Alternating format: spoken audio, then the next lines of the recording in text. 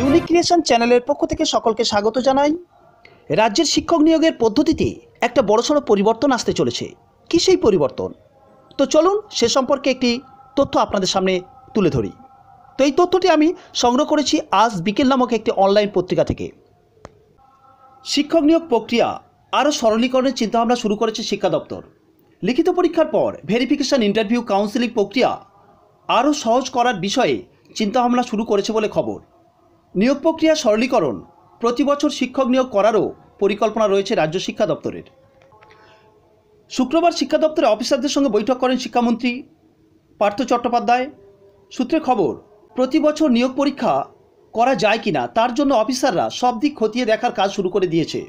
এছাড়া নিয়োগের যে আইন আছে তা কী করে একটু সহজ করা যায় সে ব্যাপারেও আইনজ্ঞদের পরামর্শ নেওয়া হবে বলে জানা গিয়েছে। কিন্তু কেন এই পরিকল্পনা? পরিসংখ্যান বলছে, তৃণমূল সরকার ক্ষমতায় আসার পর চাকরি পরীক্ষা হয়েছে মাত্র দুবার। একবার 2012 সালে এবং পরেরটা 2016 সালে। উচ্চ প্রাথমিকে দুবার, মাধ্যমিক ও উচ্চ মাধ্যমিকে একবার। নিয়োগ প্রক্রিয়া বাদ সেধেছে দীর্ঘ আইনি জটিলতা। এখনও উচ্চ প্রাথমিকের নিয়োগ শেষ হয়নি, ফলে শূন্যপদ ক্রমশ বাড়ছে।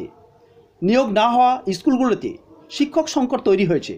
দীর্ঘদিন ধরে নিয়োগ না হওয়ায় সরকারের উপর বাড়ছে ক্ষোভ। মনে করা হচ্ছে এই পরিস্থিতি মোকাবিলা করতে আগামী বছর থেকে প্রতি বছর শিক্ষক নিয়োগের ব্যাপারে উদ্যোগ নিতে চলেছে শিক্ষা দপ্তর। তবে প্রতি বছর নিয়োগের পরিকল্পনা নেওয়া হলেও থমকে থাকা নিয়োগ প্রক্রিয়াগুলির ভবিষ্যৎ কী হতে চলেছে এ ব্যাপারে সব দিক খতিয়ে দেখে ধাপে ধাপে পদক্ষেপ নেওয়ার কথা বলেন শিক্ষা দপ্তর।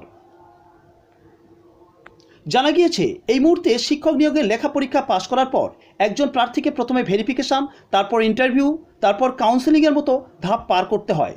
তাতে অনেকটা সময় লেগে যায়। এই দীর্ঘ প্রক্রিয়া যাতে কিছুটা ছোট করা যায় তার জন্য সব দিক খতিয়ে দেখা হবে বলে শিক্ষা দপ্তর সূত্রে খবর। এই নিউজটি থেকে আপনারা কি বুঝতে পারলেন? সরকার কি তবে এতদিন পরে বুঝতে পারলো তাদের নিয়োগ প্রক্রিয়া বিস্তর ভুল আছে, যার জন্য এত সমস্যা, এত আইনি জটিলতা?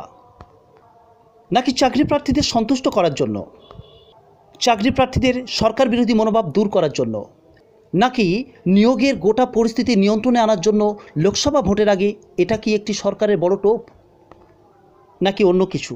আপনারা কি বলেন? তো এই ধরনের আরও শিক্ষা সংক্রান্ত নিউজ আপডেট পাওয়ার জন্য চ্যানেলটি সাবস্ক্রাইব করুন এবং পাশের বেল আইকনটিও ক্লিক করুন। এর ফলে আমি যখন কোনো নতুন ভিডিও আপলোড করব তো নোটিফিকেশনের মাধ্যমে সবার আগে আপনি পেয়ে যাবেন। তো আপনারা সবাই সুস্থ থাকুন, সুন্দর থাকুন এবং পরিবারকেও সুন্দর রাখুন। ধন্যবাদ।